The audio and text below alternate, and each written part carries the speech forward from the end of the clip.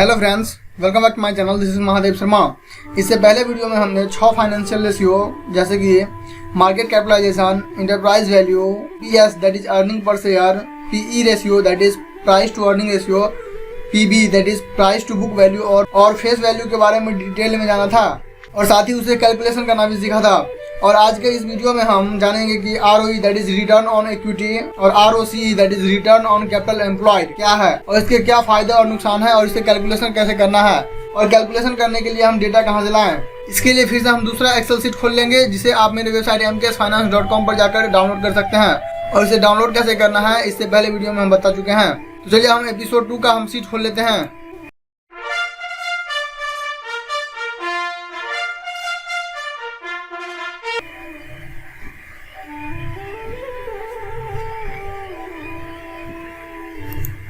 तो हमारा 7वां रेशियो है रिटर्न ऑन इक्विटी। तो आइए पहले हम रिटर्न ऑन इक्विटी को समझ लेते हैं।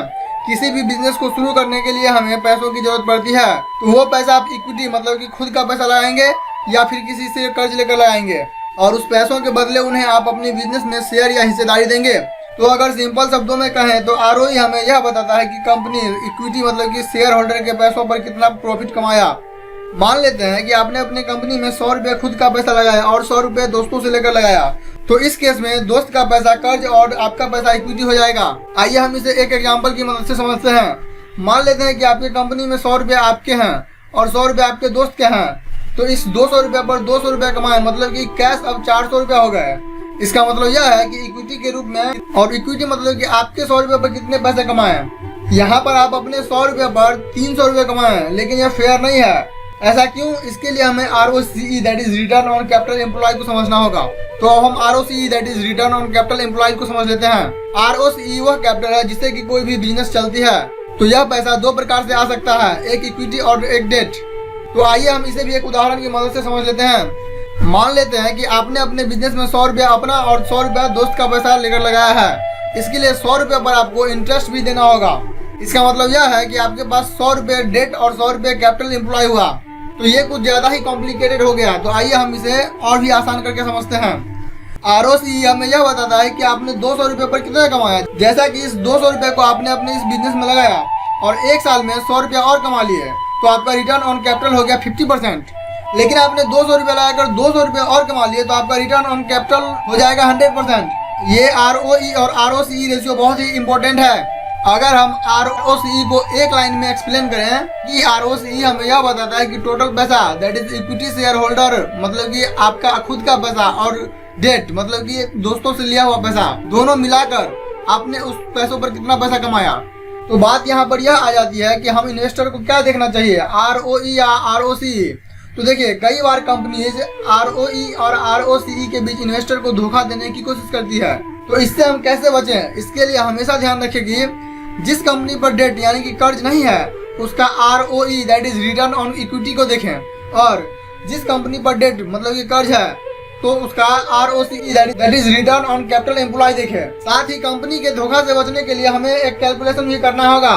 वो आरओई और आरओसीई के लिए फॉर्मूला है। हमें उस फॉर्मूला पर उसका वैल्यू बैठाकर हमें यह देखना होगा कि क्या उसका आरओई और आरओसीई तो फाइनेंशियल स्टेटमेंट के अकॉर्डिंग सही है या फिर इसको मैनिपुलेट किया गया है। तो आरओई का फॉर्मूला है net profit divide by share capital plus total revenue multiplied by 100, और आरओसीई का फॉर्मूला है net profit divide by share capital plus total reserve plus borrowing. तो ये फॉर्मूला कुछ ज्यादा कॉम्प्लिकेटेड है, इसीलिए इसको कैलकुलेशन करना भी थोड़ा कॉम्प्लिकेटेड हो सकता है, लेकिन डोंट वरी, हम इसको बहुत ही सिंपल बनाए हुए हैं। तो आइए हम किसी भी कंपनीज का रेंडमली आरओई और आरओसीई देख लेते हैं। इसके लिए हम फिर से जाएंगे screener.in पे और यहाँ पर सर्च कर लेते हैं TCS। जैसे ही आप TCS सर्च करते हैं तो आप यहाँ पर देख सकते हैं इसका आरओई है 39.1% और आरओसीई है 48.9%। लेकिन एक बात हमेशा याद रखें कि कई कंपनीज डिविडेंड दे देकर अपना आरओई बढ़ा लेती है, क्योंकि उनको मालूम है कि ज़्यादातर इन्वेस्टर आरओई को देखकर ही इन्वेस्ट करते हैं, इसलिए वो अपने रिजर्व को बढ़ने ही नहीं देते हैं और इसीलिए रिजर्व को इतना छोटा रखते हैं कि आरओई बड़ा दिखता रहे। तो आइए हम समझ लेते हैं कि इस आरओई और आरओसीई को कैलकुलेशन कैसे करें, और कैलकुलेशन करने के लिए डेटा मतलब कि net profit, total reserve, operating profit ये कहाँ से निकालें। तो आइए हम देख लेते हैं कि ROE that is return on equity को कैलकुलेट कैसे करते हैं। ROE को कैलकुलेट करने के लिए सिंपली आपको यहाँ पर रिटर्न ऑन इक्विटी पे क्लिक करना है। उसके बाद आपको यहाँ पे रिटर्न ऑन इक्विटी का कुछ फॉर्मूला मिल जाएगा। उसके बाद यहाँ पे आपको ROE that is return on equity का फॉर्मूला मिल जाएगा। आपको करना कुछ नहीं है, बस आपको इसमें जो जो वैल्यू मांगा जा रहा है उस पर आपको इनपुट कर देना है। ये एक्सेल सीट आपको ऑटोमेटिक कैलकुलेट करके दे देगा। तो अब यहाँ पे देख सकते हैं पहला वैल्यू मांगा जा रहा है नेट प्रॉफिट। तो नेट प्रॉफिट के लिए सिंपली हम चलेंगे screener.in पे। उसके बाद हम जाएंगे प्रॉफिट एंड लॉस में, और यहाँ पर आप देख सकते हैं नेट प्रॉफिट। यहाँ पर हम नेट प्रॉफिट TTM को छोड़ देंगे क्योंकि ये एनुअल रिपोर्ट जो है सालाना निकलता है, लेकिन ये क्वार्टरली है, इसलिए हम यहाँ पर मार्च 2021 का वैल्यू उठा लेंगे। और सिंपली आपको यहाँ से कॉपी करके और एक्सेल में जाकर पेस्ट कर देना है। उसके बाद कह रहा है शेयर कैपिटल। शेयर कैपिटल के लिए फिर से हम चलेंगे screener.in पे, और यहाँ पे आप देख सकते हैं बैलेंस शीट। बैलेंस शीट में आप यहाँ पर देख सकते हैं शेयर कैपिटल मार्च 2021 370 करोड़। इसको भी हम यहाँ से उठा के यहाँ पे जाकर पेस्ट कर देंगे। उसके बाद आप यहाँ पे देख सकते हैं रिजर्व एंड सरप्लस। उसके लिए फिर से हम चलेंगे बैलेंस शीट पे, और यहाँ पे आप देख सकते हैं रिजर्व। तो रिजर्व एंड सरप्लस है हमारा 86,063 करोड़। इसको भी हम कॉपी करके यहाँ पर पेस्ट कर देंगे। जब ये दोनों वैल्यू ऐड होता है शेयर कैपिटल और रिजर्व एंड सरप्लस, तो हमारा बन जाता है शेयर होल्डर इक्विटी। और हमारा ROE का फॉर्मूला है net profit divide by share holder equity. तो जब हम इस शेयर कैपिटल और रिजर्व एंड सरप्लस को जोड़ दिया है तो हमारा बन गया शेयर होल्डर इक्विटी, जो कि हमारा आ रहा है 86,433 करोड़। और आप 32,430 में 86,433 करोड़ से डिवाइड करेंगे तो आपको यहाँ पर 37.52 मिल जाएगा। तो ये जो हमारा कैलकुलेशन निकल के आ रहा है वो है 37.52%। और देख लेते हैं कि इसका मेन कैलकुलेशन इतना है या नहीं। तो जब हम screener.in पे आते हैं तो इसका ROE हमें निकल के आता है 39.1। तो यहाँ पर मेरा एक्सेल पे इसलिए डिफरेंस हुआ है क्योंकि वो एक साल पहले का डेटा है, और हम इसके फाइनेंशियल स्टेटमेंट के अकॉर्डिंग जब ये डेटा निकालते हैं तो यह 37.52।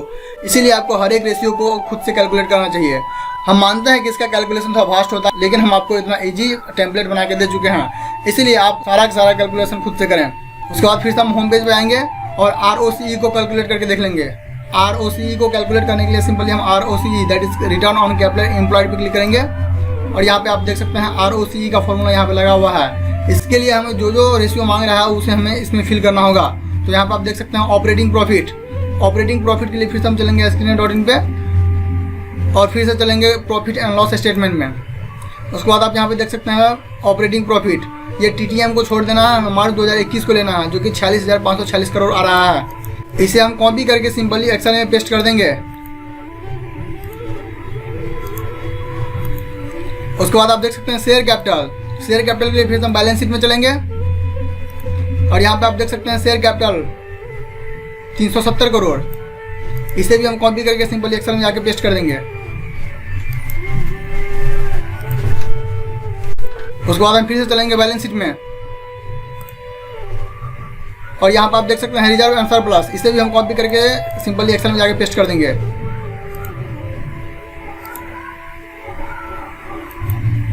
उसके बाद आप देख सकते हैं बोरिंग। बोरिंग के लिए फिर से हम चलेंगे बैलेंस शीट में, और यहाँ पे आप देख सकते हैं बोरिंग 7795 करोड़। इसे भी हम सिंपली कॉपी करके एक्सेल में पेस्ट कर देंगे। ये सारा का सारा डेटा देने के बाद जो हमारे पास इनपुट आता है वो है 49.4। तो देख लेते हैं कि ROCE इतना है या नहीं। तो इसके लिए फिर से हम screener.in पे चलेंगे, और यहाँ पे हम TCS पे क्लिक करेंगे। तो आप यहाँ पे देख सकते हैं कि इसका ROCE 48.9 आ रहा है, जो कि लगभग 49 हो रहा है, और हमारा एक्सेल पे कैलकुलेशन आया है 49.4। तो ये जितना भी कैलकुलेशन हम किए हैं ये सारा का सारा फाइनेंशियल स्टेटमेंट से है। इसीलिए आपको वेबसाइट के कैलकुलेशन पे उतना ज़्यादा भरोसा नहीं करना चाहिए, आपको खुद से ही सारा का सारा कैलकुलेशन करना चाहिए। इसमें आपको हर एक चीज़ के हर एक पहलू पे आपको नजर पड़ेगा। आशा है कि आपको इस तरह के कैलकुलेशन से काफ़ी मदद मिल रही होगी। आपको करना क्या है कि आपको यह सीट डाउनलोड कर लेना है और बहुत सारी कंपनीज को खुद से भी एनालिसिस करना है, जिससे कि आपको प्रैक्टिस होता रहेगा। उसके बाद आप यहाँ पे देख सकते हैं 9th नंबर पे है return earning, debt to equity ratio, current ratio और रिटर्न ऑन एसेट्स। इस सभी रेशियो का आगे हम डिटेल में जानने वाले हैं। आज के फाइनेंशियल रेशियो के सेशन में आज हम यहीं पर रुकेंगे, क्योंकि वीडियो बहुत ज़्यादा लंबा हो चुका है। मिलते हैं हम नेक्स्ट एपिसोड में, तब तक के लिए धन्यवाद।